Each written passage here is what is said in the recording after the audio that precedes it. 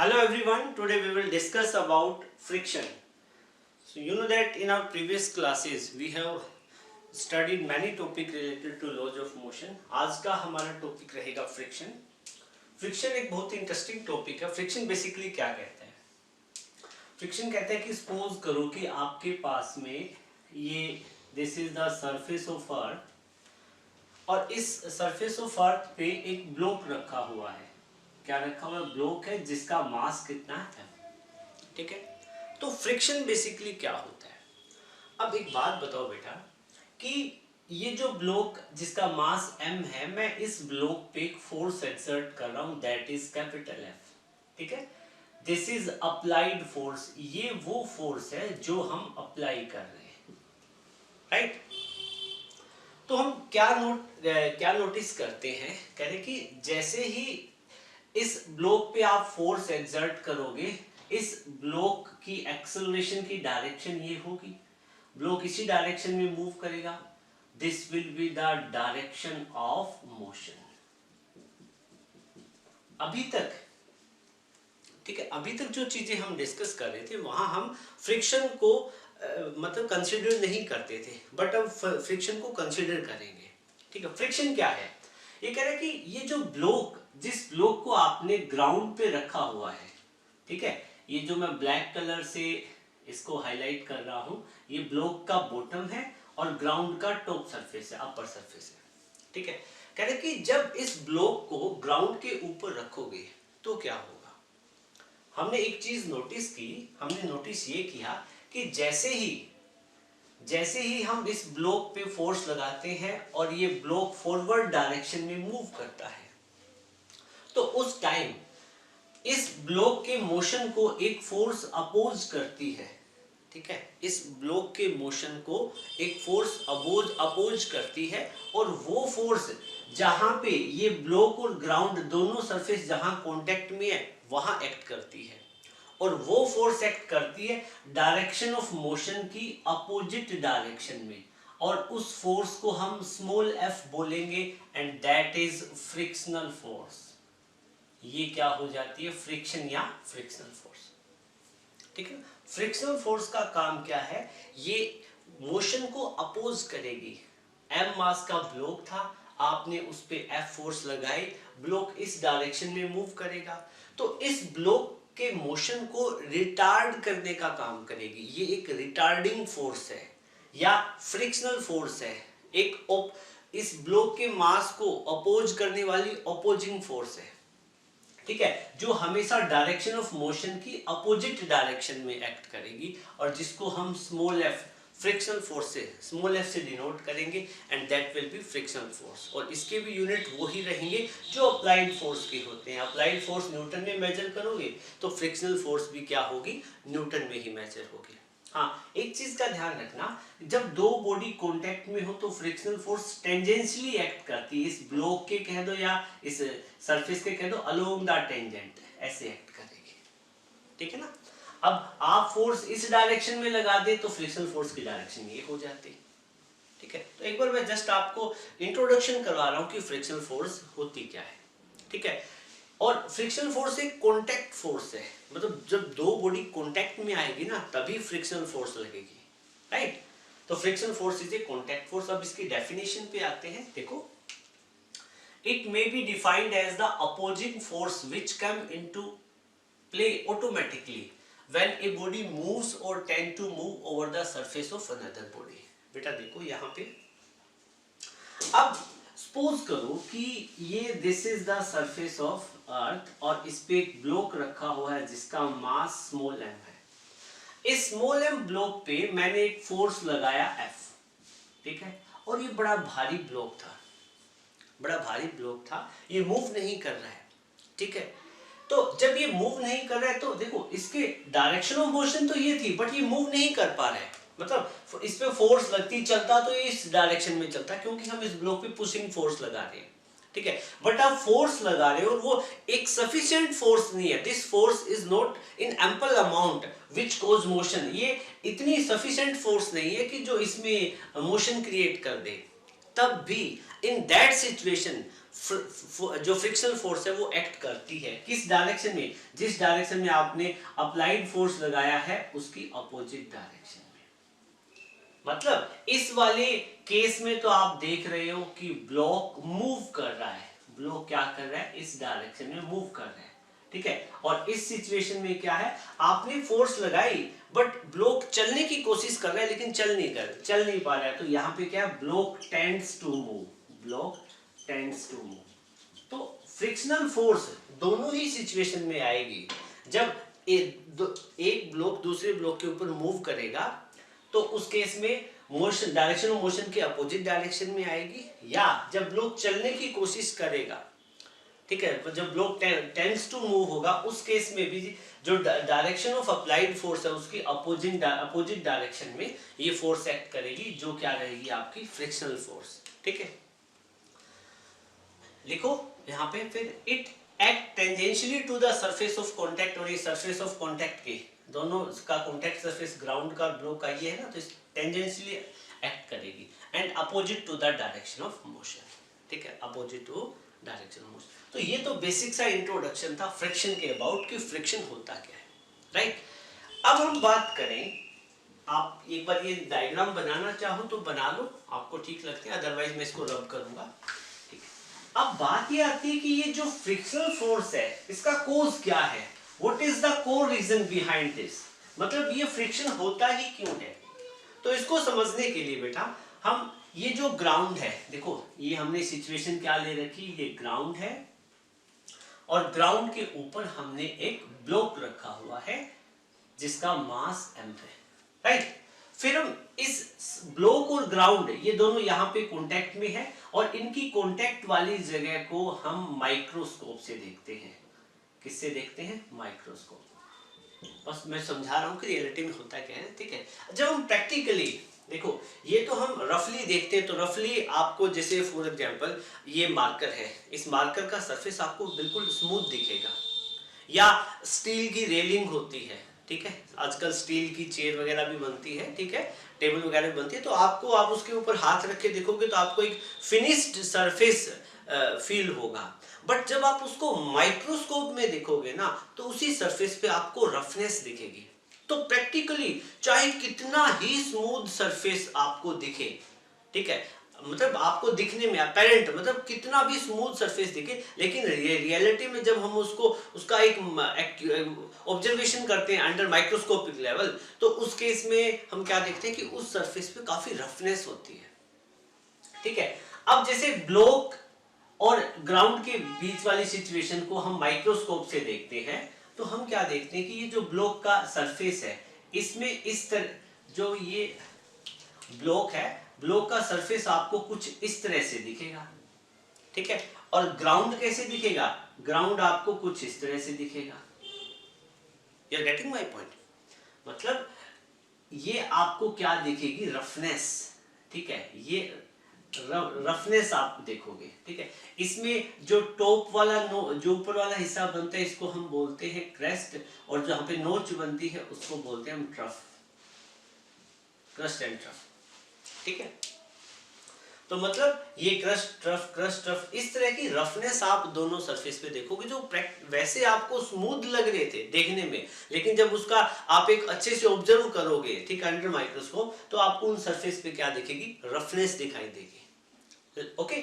अब इस सिचुएशन को थोड़ा सा और क्लोजली देखें। जब ये दोनों कांटेक्ट में होते हैं तो कांटेक्ट में कैसे होंगे, जैसे मैंने ये तो बना दिया, ग्रीन कलर से मैं दिखा रहा हूं ग्राउंड को, ये अपना ग्राउंड है, ठीक है। और जो ब्लैक कलर में अब ये जब एक दूसरे के ऊपर रखे जाते हैं तो कुछ इस तरीके से इनका कांटेक्ट होता है, राइट। देखो यहां पे आप देख पा रहे हो कि ये जो ब्लैक कलर में है ये आपको क्या रिप्रेजेंट कर रहा है, ब्लॉक, क्या दिखा रहा है, ब्लॉक, ठीक है। अब एक बात बताओ, यहाँ पे देखो जहां पे ग्रीन और ब्लैक लाइन टच हो रही है इसको हम बोलेंगे एक्चुअल कांटेक्ट। ये क्या हो रहा है, एक्चुअल कांटेक्ट, दोनों सरफेस का एक्चुअल कांटेक्ट है। और यहाँ जहां ये वाली नोच बनती है, सॉरी, जहां पे ये वाला क्रस्ट बनता है वो क्या चीज होता है, अपेरेंट कांटेक्ट, मतलब वो लगता है कांटेक्ट में लेकिन एक्चुअली कांटेक्ट में नहीं है, अपेरेंट कांटेक्ट है, अंडर माइक्रोस्कोपिक लेवल। तो बेटा देखो क्या होता है, आप इस चीज को अच्छे से समझ पाओगे। अब सपोज करो कि मेरा ये वाला हाथ है, ये ग्राउंड को रिप्रेजेंट कर रहा है, ठीक है। ऐसे लग रहा था, ये स्मूथ लग रहा था, ठीक है। लेकिन जब माइक्रोस्कोप पे देखेंगे तो इस तरह की आपको crust trough crust trough crust trough ऐसे दिखाई देंगे। सिमिलरली ये ब्लॉक है, ये ब्लॉक के भी क्रस्ट ट्रफ ऐसे दिखाई देंगे। जब इन दोनों को ऊपर रखेंगे तो इनकी ऐसे इंटरलॉकिंग हो जाती है। क्या हो जाती है? इंटरलॉकिंग। और जहां जब इनका एक्चुअल कांटेक्ट होता है तो वो एक्चुअल कांटेक्ट मोलिकुलर रेंज की बात करें तो वो एक्चुअल कांटेक्ट मोलिकुलर लेवल पे होता है। क्या होता है? जब इन दोनों को ऐसे रख देते हैं, इंटरलॉकिंग हो जाती है, एक सरफेस के ऊपर दूसरी चीज रखते हैं तो वो इस तरीके से उनकी इंटरलॉकिंग हो जाती है। जहां उनका एक्चुअल कांटेक्ट होता है वहां पे बात चली जाती है मोलिकुलर रेंज पे। मतलब वो अब क्या है कि मोलिकुलर लेवल पे एक दूसरे के साथ में अटैच हो जाते हैं स्ट्रॉन्ग फोर्स ऑफ अट्रैक्शन से, ठीक है। और वो ही स्ट्रॉन्ग फोर्स ऑफ अट्रैक्शन क्या करती है, मतलब आप फोर्स लगाओगे, जब आप किसी चीज पे फोर्स लगाने की कोशिश करोगे तो वो बॉडी उस सरफेस पे मूव नहीं कर पा रही है। उसका मतलब क्या होता है कि वो मोलिकुलर लेवल पे बहुत अच्छे से जुड़े हुए हैं, ठीक है। फिर जब जैसे आप उन पे फोर्स का मैग्नीट्यूड बढ़ा देते हो तो फिर उनकी ये इंटरलॉकिंग ब्रेक हो जाती है और ये बॉडी, एक बॉडी दूसरी बॉडी के सरफेस पे आगे चलने लग जाती है। You are getting my point? तो मैंने अच्छे से बता दिया है। अब यहाँ पे आप देखो, यही है कोज और ओरिजिन ऑफ फ्रिक्शन।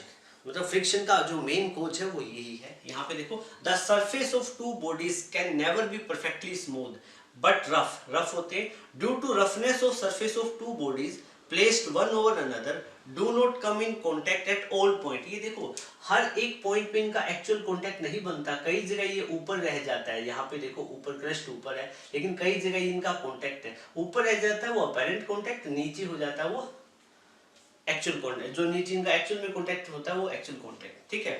तो इसलिए जो कांटेक्ट वाले, एक्चुअल कांटेक्ट वाले पॉइंट बहुत कम बनते हैं, ठीक है।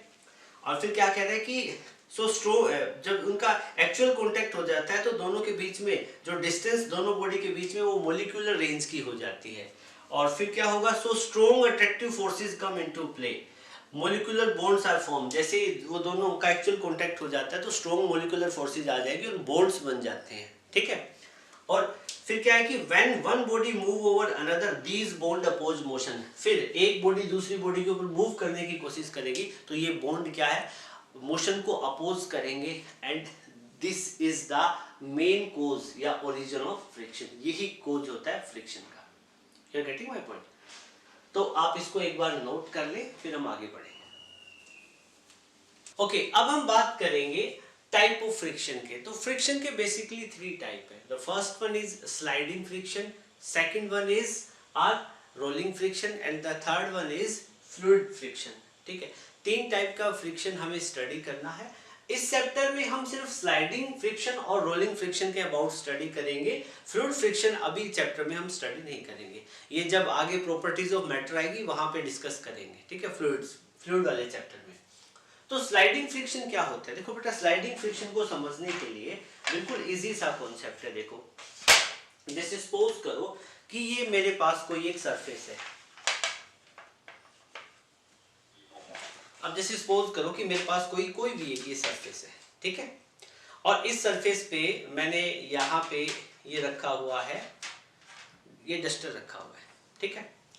अब एक बात बताओ, डस्टर की बॉटम पे और ये जो सरफेस है, ठीक है, इन दोनों के मतलब के बीच में कांटेक्ट हो रहा है।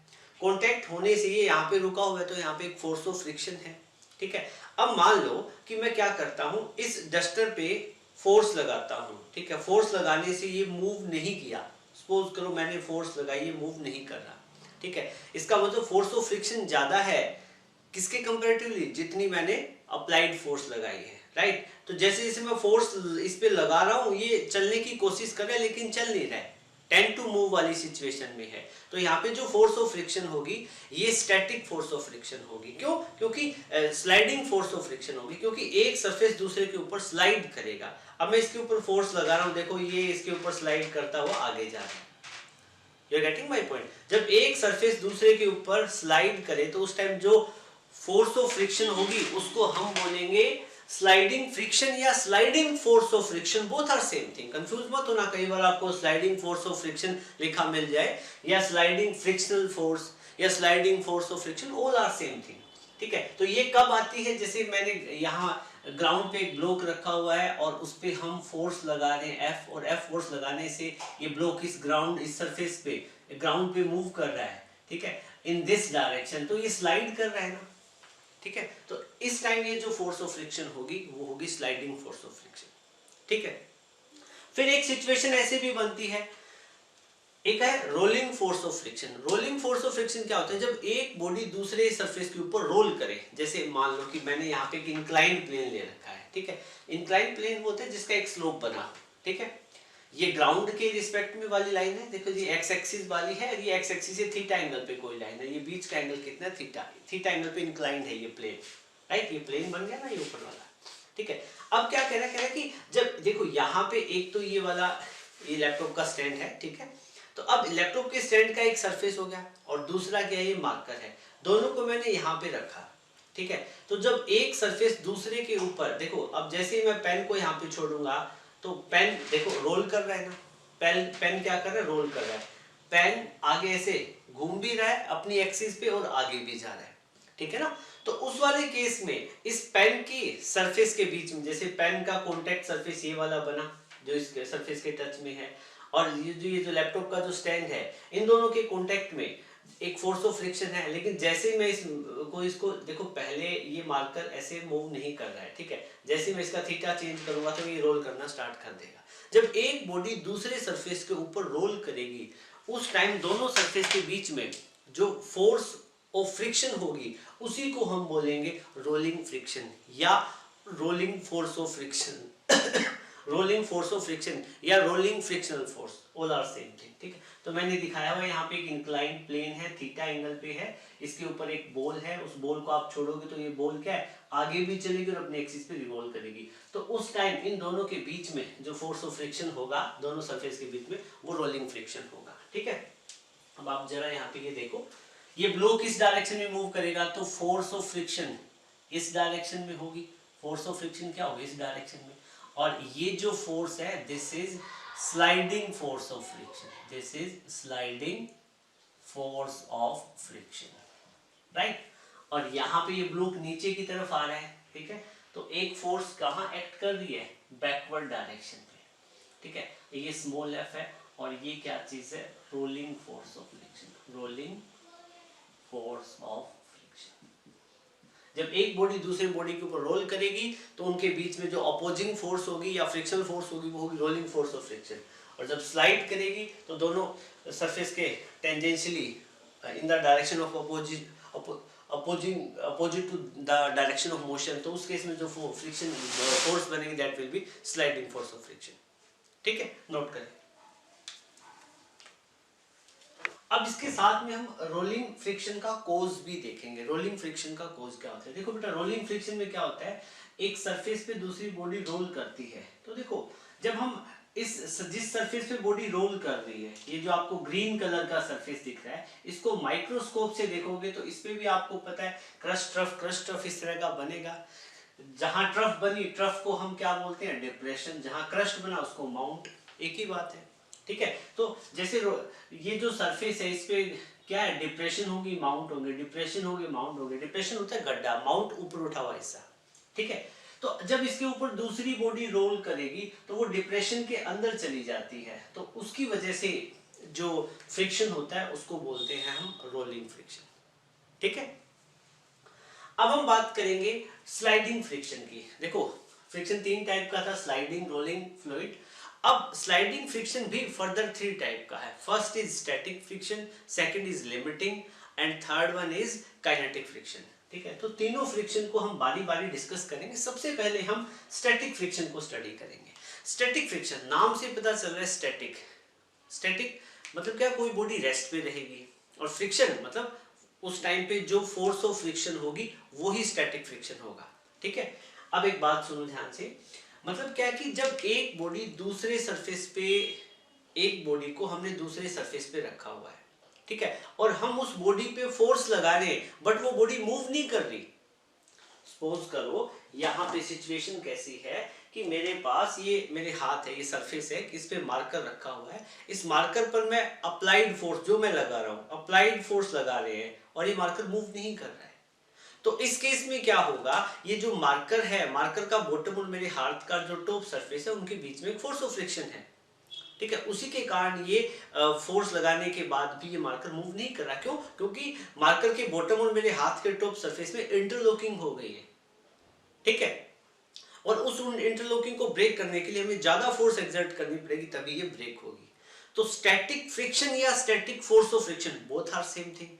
और ये का क्या होता है, it is that force of friction which comes into play when one body rests over the surface of another body, जब एक बॉडी दूसरे के सरफेस पे रेस्ट पे हो, ठीक है। अब हम यहाँ पे 3 एग्जांपल हमने ले रखे और बहुत ही अच्छा कॉन्सेप्ट आपको समझ में आएगा, ठीक है। आप अपना 100% फोकस बनाए रखना, ठीक है। ये जो ग्राउंड है, ग्राउंड पे ब्लॉक रखा हुआ है और इस ब्लॉक पे मैंने फोर्स लगा दिया F1। कोई बड़ा ऐसे सपोज करो कि आपने आपके सामने बहुत बड़ा बॉक्स रखा हुआ है, ग्राउंड पे रखा हुआ है और आपको उस बॉक्स पे धक्का लगाना है, ये वही सिचुएशन है, ठीक है।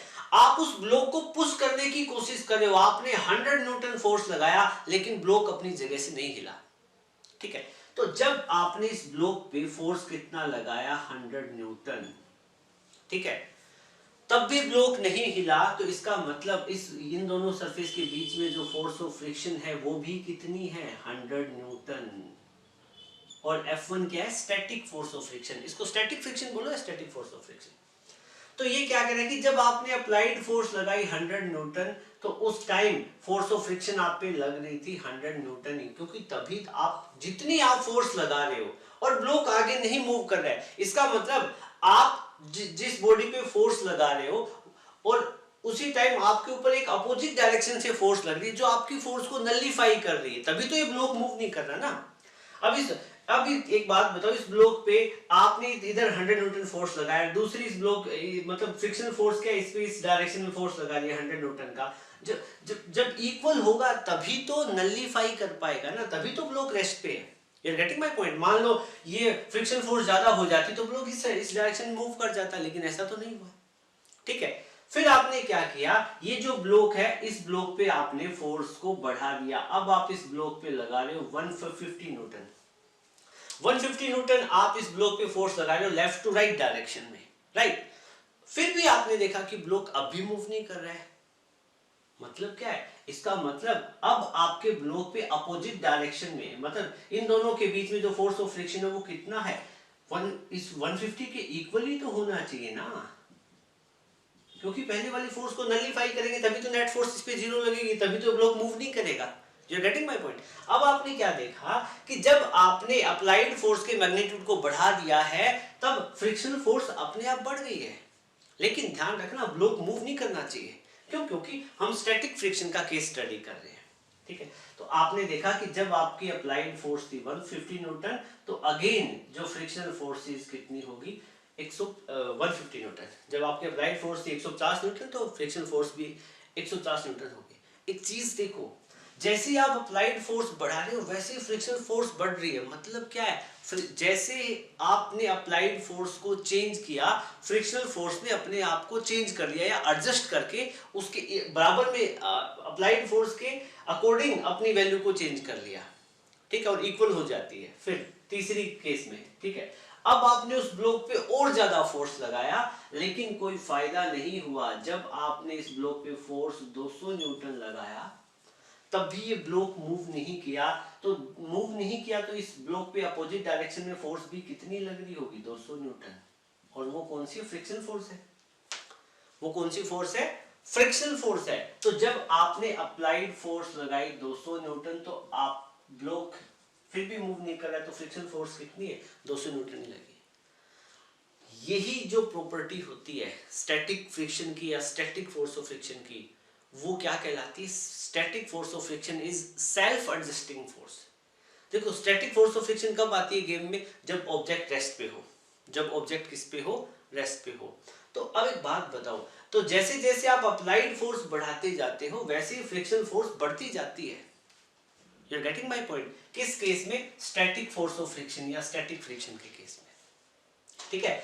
Static force of friction is called as self adjusting force. इसको हम क्या बोलते हैं? सेल्फ एडजस्टिंग फोर्स कहते हैं, because it adjust itself according to applied force, क्योंकि ये अप्लाइड फोर्स के अकॉर्डिंग अपने आप को एडजस्ट कर लेती है, ठीक है। इसको आप नोट करो, इसके बाद में हम लिमिटिंग और काइनेटिक फ्रिक्शन डिस्कस करेंगे।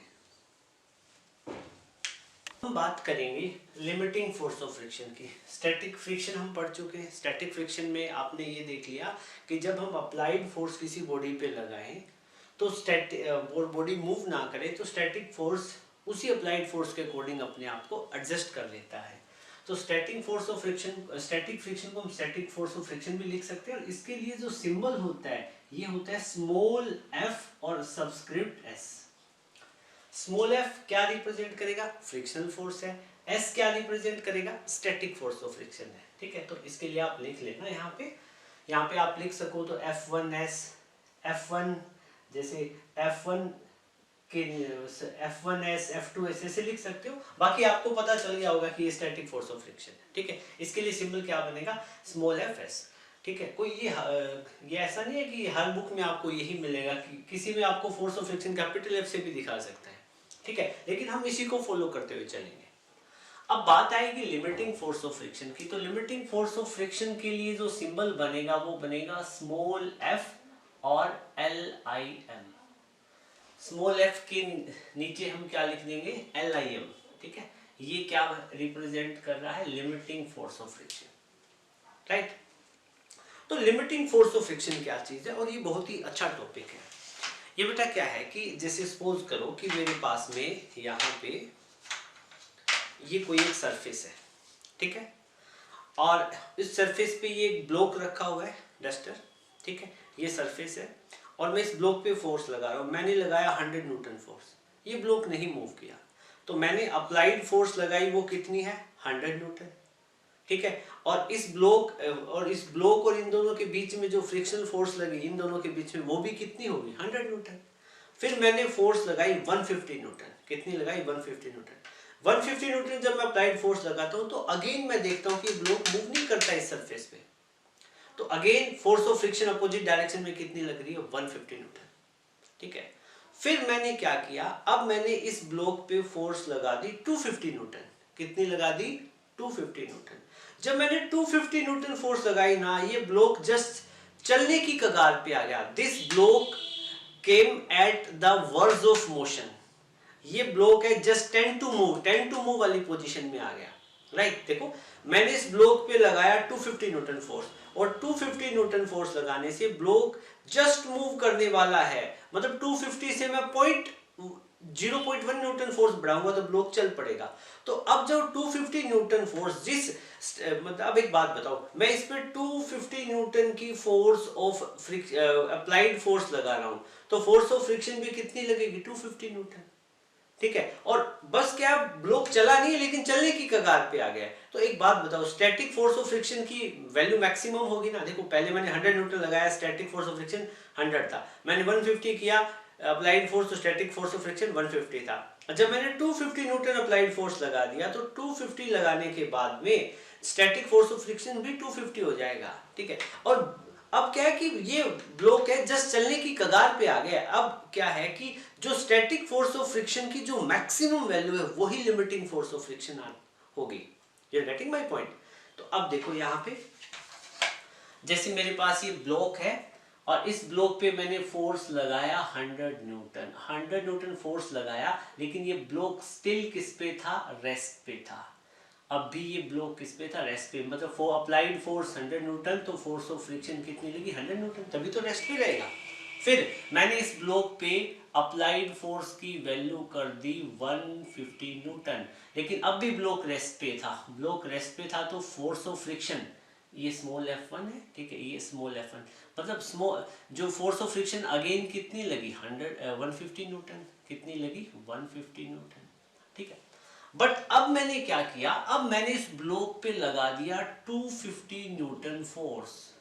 और 250 न्यूटन फोर्स लगाने से ये ब्लॉक जस्ट चलने की कगार, देखो पहले वाली दोनों सिचुएशन में ब्लॉक रेस्ट पे था, अब ये ब्लॉक किस पे है, this block is tend to move, चलने वाला है, या this block is at the verge of motion, चलने की कगार पे है।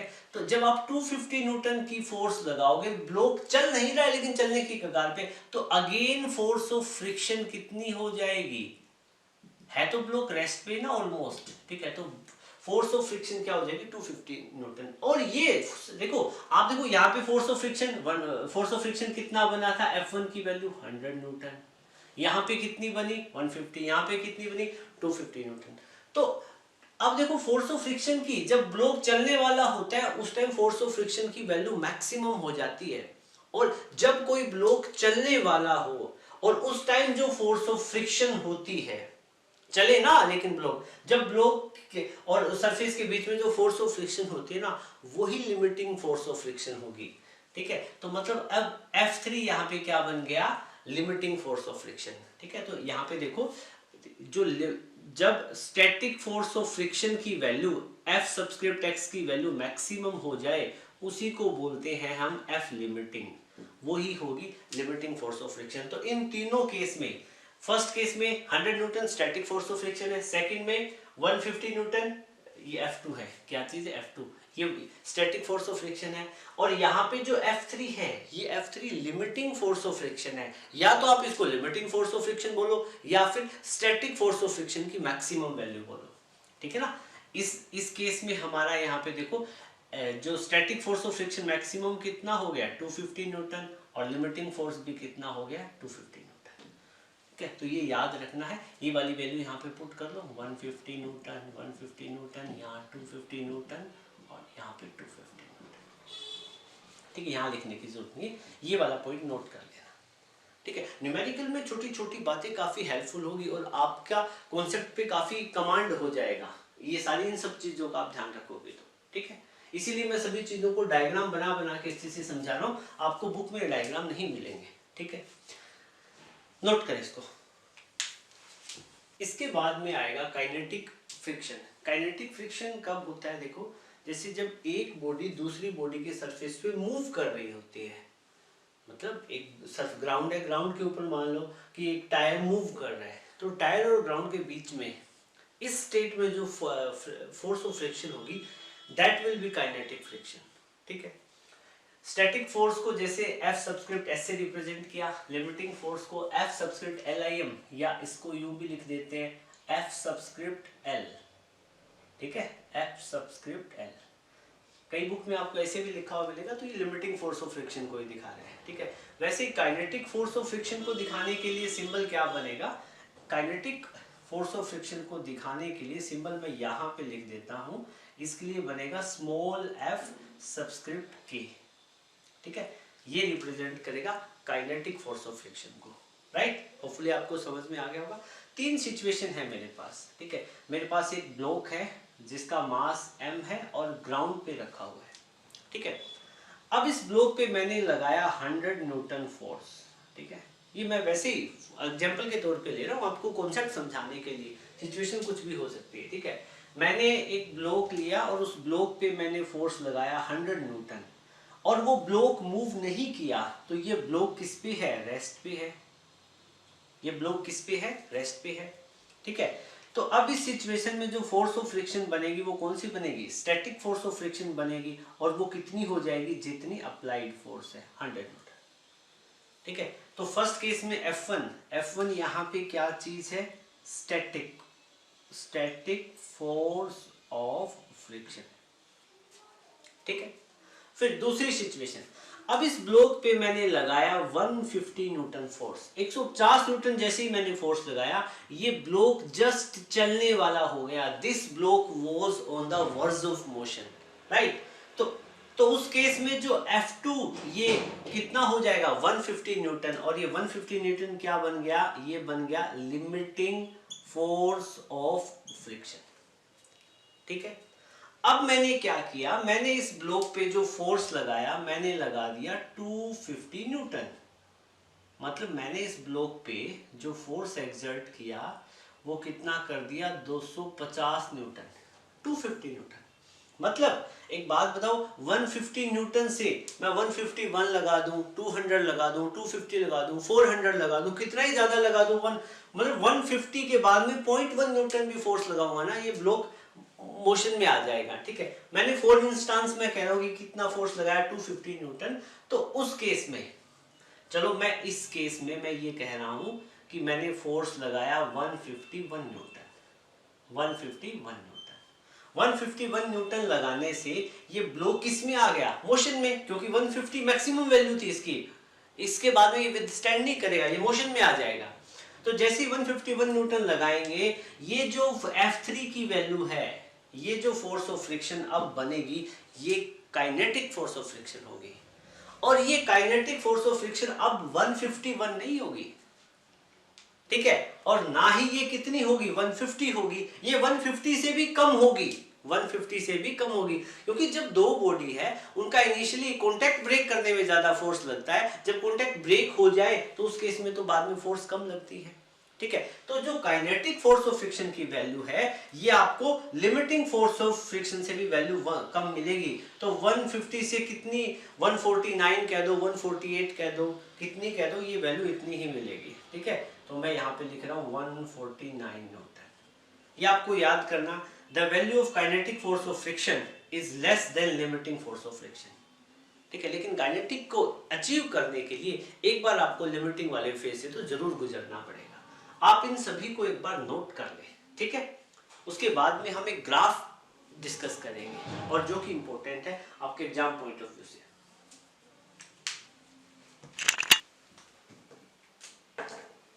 अब लास्ट में जो ग्राफ देखेंगे हम, तो ग्राफ हमारा अप्लाइड फोर्स और फोर्स ऑफ फ्रिक्शन पे है। ठीक है, कोई भी आप एक ब्लॉक ले लो, उस ब्लॉक पे फोर्स अप्लाई करो। आप फोर्स अप्लाई करोगे तो ब्लॉक मूव नहीं किया से, तो उस केस में क्या देखोगे कि अप्लाइड फोर्स इंक्रीज करेगी, और उसी के साथ में static force of friction increase करेगी, क्योंकि ये static force of friction self adjusting force है। ठीक है, अब मान लो ये वाली सिचुएशन थी, आपने 100 न्यूटन फोर्स अप्लाइड फोर्स लगाया, फोर्स ऑफ फ्रिक्शन 100 न्यूटन, आपने 150 किया, अगेन फोर्स ऑफ फ्रिक्शन 150, आपने क्या है कि ये जो ब्लॉक है, इस पे फोर्स कितना लगाया 200 न्यूटन। ठीक है, तो अब फोर्स ऑफ फ्रिक्शन कितनी होगी 200 newton. You are getting my point.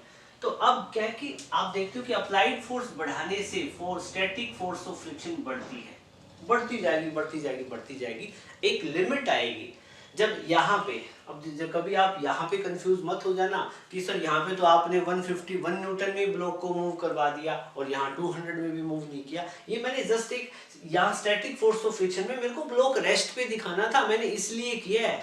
कभी आपके माइंड में कंफ्यूजन हो, ये अलग सिचुएशन है, ये अलग सिचुएशन है, ये अलग सिचुएशन है, all three situation are different. ठीक है, तो आप देखते हो कि अप्लाइड फोर्स बढ़ाने से स्टैटिक फोर्स ऑफ फ्रिक्शन बढ़ता है। ठीक है, फिर अब मान लो कि आपने 200 न्यूटन से ज्यादा फोर्स लगा दी, तो हो सकता है 250 न्यूटन पे ये ब्लॉक चलने की कगार पे आ जाए। ठीक है, eight the verge of motion. तो उस केस में जो ग्राफ की शेप है ऐसे हो जाएगी।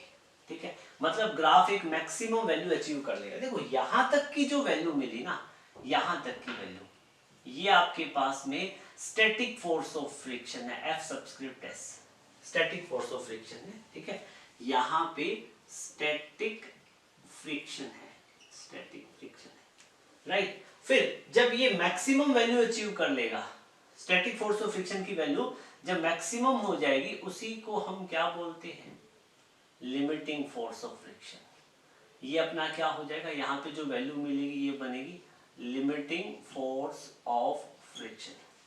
ठीक है, और जैसे ही लिमिटिंग, जैसे 250 न्यूटन इस केस में मान लो कि लिमिटिंग फोर्स ऑफ फ्रिक्शन था, तो जैसे ही मैं वैल्यू और ज्यादा फोर्स की बढ़ाने की कोशिश करूंगा तो ब्लॉक चल पड़ेगा, चलने के बाद में काइनेटिक फोर्स ऑफ फ्रिक्शन बन जाएगा और उसकी वैल्यू लिमिटिंग से कम होगी, उसकी वैल्यू लिमिटिंग से कम होगी, तो ग्राफ आपका ऐसे आ जाएगा, ग्राफ आपका ऐसे आ जाएगा, ऐसे।